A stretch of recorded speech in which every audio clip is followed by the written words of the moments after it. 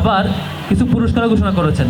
এরকম specific thread দেওয়া, specific আবার পুরস্কার ঘোষণা করা খুব কম ক্ষেত্রেই হয়।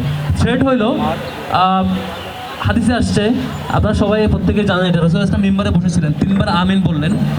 তখন সাহাবীরা জিজ্ঞেস করলেন, ইয়া রাসূলুল্লাহ আমিন বললেন কেন? তার মধ্যে একটা ব্যাখ্যা ছিল এরকম যে জিবরাইল ইসলাম এসে দোয়া করছেন যে যারা রমজান পেল কিন্তু আল্লাহর কাছে ক্ষমা নিশ্চিত করতে পারলো না, তার জন্য ধ্বংস। তখন আল্লাহ রাসূল ইসলাম বলছেন আমিন।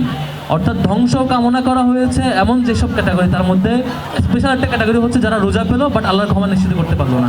তো আমার কাছে মনে হয় আমরা কখনোই এমন ব্যক্তি হতে চাই না যে ব্যক্তি আমরা রমজান পেলাম বাট আল্লাহর পক্ষ থেকে ক্ষমা পেলাম না, এমন দুর্ভাগ্যবান ব্যক্তিদের অন্তর্ভুক্ত আমরা হতে চাই না। আল্লাহ রাব্বুল আলামিন আমাদেরকে ক্ষমাপ্রাপ্ত ব্যক্তিদের অন্তর্ভুক্ত করুক, সেটা আমরা চাই। আর ইফতারের আগে দোয়া কবুলের অন্যতম একটি টাইম। আর স্পেশাল যে ঘোষণা রমজান আসছে তার মধ্যে একটা হচ্ছে প্রত্যেকটা হাসানা কিংবা ভালো কাজের অনেক গুণে সওয়াব পাওয়া যায়। একটা ছোট্ট কাজ তার বহু গুণে, 70 গুণ 700 গুণ, নানান ব্যাখ্যা দিয়েছেন, বহু গুণে সওয়াব পাওয়া যায়। তো রমজানের জন্য ভালো কাজের কম্পিটিশনটা আমরা অনেক বেশি করে থাকি। প্রত্যেকটা ভালো কাজ সবচাইতে বেশি কম্পিটিটিভ স্কেলে হওয়া দরকার। ভালো কাজের মধ্যে সবচাইতে একটা ভালো কাজ হচ্ছে, মুফাসসিররা ব্যাখ্যা করছেন তার মধ্যে, সেটা হচ্ছে মানুষকে ক্ষমা করে দেওয়া।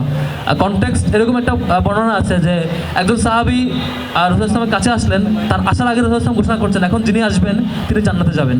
তো মানুষের অবাক হচ্ছিলেন যে এই সাহাবী জান্নাতে কেন যাবেন, জানা দরকার। একজন সাহাবী তার পিছু পিছু লাগলেন, পরে তার বাড়িতে দাওয়াত নিলেন, দাওয়াত নিয়ে 1 দিন 2 দিন 3 দিন বাড়িতে যাচ্ছেন না, দেখার চেষ্টা করছেন যে এই মানুষটা কেন জান্নাতে যাবেন, তার স্পেশাল ক্যারেক্টার কি।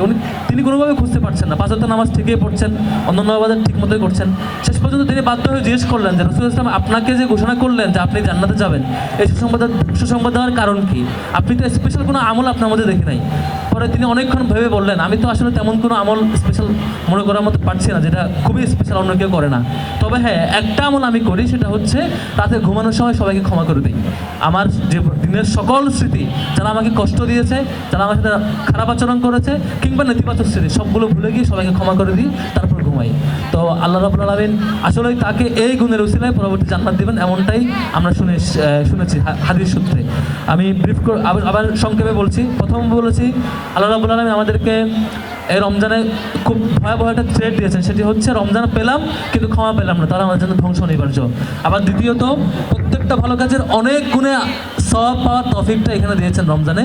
আবার ক্ষমা পাওয়ার জন্য স্পেশাল কিছু টাইম দিয়েছেন, তার মধ্যে ইফতারের আগে একটা, সেহরির টাইমে একটা। তো সেহরির টাইমে আমরা সবাই যেহেতু উঠি, সেই টাইমে 2 রাকাত সালাতুল তাহাজ্জুদ পড়তে পারি, তাদের তাহাজ্জুদ আদায় করে আল্লাহর কাছে ক্ষমা চাইতে পারি, দোয়া করতে পারি। আল্লাহ রাব্বুল আলামিন আমাদের প্রত্যেককে ক্ষমা প্রাপ্ত বান্দাদের অন্তর্ভুক্ত করুক। এই রমজান তখনই সফল হবে যখন আমরা রমজান পেয়ে প্রত্যেক নারী পুরুষ, প্রত্যেক শিক্ষার্থী আমরা আল্লাহর কাছে ক্ষমা পাবো ইনশাআল্লাহ।